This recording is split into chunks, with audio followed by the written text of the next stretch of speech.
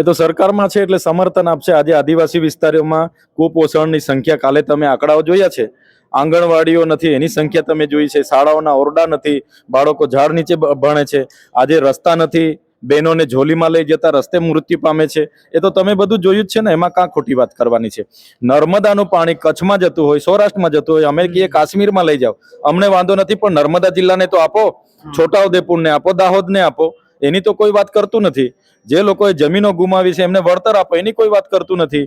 એટલે જીઆઈડીસીઓના શ્રમિકો હોય કે શિક્ષિત જે યુવાનો છે એમને બેરોજગાર છે, હજુ રોજગારી નથી મળતી.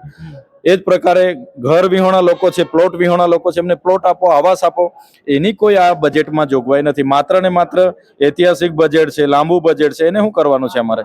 સ્પષ્ટ લોકોને સ્પર્શે, લોકોને આ મોંઘવારીમાં એને ઉપયોગી થાય એવું બજેટ હોવું જોઈએ, જેને અમે આવકારતા, પણ એવું કંઈ જ નથી. એટલે આ બજેટને અમે નથી આવકારતા, આ બજેટનો અમે વિરોધ કરીએ છીએ. અને ગુજરાતની જનતા, ગુજરાતના ખેડૂતનું દેવું માફ થાય, ગુજરાતના આઉટસોર્સિંગને કાયમી લેવામાં આવે, વીજળી મુક્ત મળે, અને જે પણ આદિવાસી સમાજના વિકાસ માટેની જે પ્રાવધાનો હોવા જોઈએ એ પ્રકારનું હોય તો અમે આવકારતા એવું અમે માનીએ છીએ.